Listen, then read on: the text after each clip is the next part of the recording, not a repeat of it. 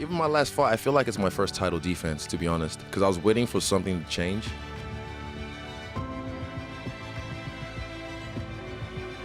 I'm telling you guys right now, the reason I'm the best in the world is because my mind is stronger than everyone in the division. But guys, I'm the best in the world. I'm gonna keep improving, and I'm gonna give you guys a show each and every time, just like that. See, Kiwis, we love a good one-outs, you know what I mean? We love a good fight. This is part of the culture. Straight up. I mean, we're a country of a warrior race, the Modi. This is part of our culture. If a fight broke out right now, what would you all do? You would ignore me and watch the fight. It's in our DNA. And we've been doing this for so long. You guys have no idea. You're just welcome to the party. We've been doing this for so long, like I said. Way back, we've been wearing New Zealand on our back all over the world. We did it twice last year in Australia, UFC 234 and UFC 243. Me and two of my other teammates, we repeat the three-peat. And guess what? Next weekend, we have other people coming to our shores and UFC Auckland, and we're gonna defend the land and repeat the three-peat. Understand this. First of all, I want to say thank you to ESPN and Marvel for the great opportunity to all the world. All I can say is wow, I get to represent Black Panther. This amazing. Just 8 years ago, I was crossing the Mediterranean to make it from Africa to Europe. Then I was homeless in Paris, sleeping in the street. I just had a dream to become something. That's the thing about dreaming. If you believe in yourself, you can be your own hero or hero to somebody else. Keep dreaming, keep fighting. Wakanda forever! You know, I come from humble beginnings, all the way from Auchi, Nigeria. I never dreamed that I would have a platform like this to be on this stage one day. And when this little girl came along, she lit a fire under me, Joe. She lit a fire under my ass, and I got going. And here I am, baby. Here I am, Daddy did it. So for me, this really isn't for me. This is for like the young generation coming up who get to see someone they can relate to, someone who is of my essence, if you will, a combat athlete that they can feel like, man, my sport,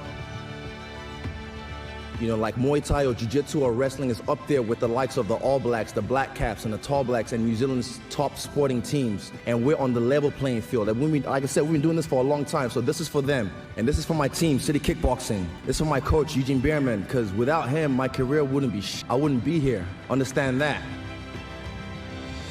Like I said, my mind is better than all these guys in the division right now, to where, you know, those guys dictate how this is going to go. If they've done the homework the appropriate way and they come prepared, then, you know, they might be able to pull out a different fight out. Like you saw in the Covington fight. He came prepared and he pulled out that type of fighter. But if you don't come prepared, it's going to be a one-sided, like every last one of my fights. It's going to be a one-sided beating, so. There's been other guys before that they were, oh, this is tough stylistic matchup. These guys are tough. These guys are this, these guys are that. You know, but I think what sets me apart from everybody else is how I'm able to use my mind and my fight IQ in fights. And that's what I think sets me apart. And one more thing, I gotta say, one more thing. Also, shout out to Ash from Engage. I see you, Koba. But one thing we need to do right now, like, I need to really say this. Like, New Zealand, we have this, censorship. Where's the swear jar? Nah, fuck it. We have this culture. Listen, I'm just serious. We have this culture of tall puppy syndrome, which is messed up. Once I got out of college, started wrestling on the Olympic scene, I started running into like MMA superstars, having them bring me out to help them train. It's like, man, like, I could kind of do this. Like, I'm training hard, going overseas, wrestling at these tournaments, and if you happen to win these wrestling tournaments with all these tough Russians and all that, you getting like $2,000-3,000. And I'm going over here helping these UFC fighters, and I'm dominating them through their training camp. I'm really beating them up. Yeah, you know, the first guy that the highest level guy that I really trained with was Sugar Rashad Evans. And I trained with him, and it wasn't like I was dominating him or anything like that, but dang. I trained with him and helped. I went out there to give him work, and I gave him good work to where, you know, and then he talked to me after and was like, man, why don't you do this? Why don't you come out for this? And I was just like, I was still a little bit afraid of it on the inside. Coming up in this country, I've seen it so many times. When you see one of us rising, you want to tear him down because you feel inadequate and you want to call it humble. I am extraordinarily humble, believe me. But you'll never know that because you never get to know me. Understand this, if you see one of us shining, whether it be the netball team, the Black Caps, the Sailors, pump them up, embrace them. Because if they win, we win. If I win, you win. Understand that. Some of you will be a little salty. You might clap, or you're a little salty, but hey, stay salty, babe. The black kiwi's gonna fly all day. And shout out to myself in this mustard colored jacket. You know, shout out to the guy with the mustard colored face as well.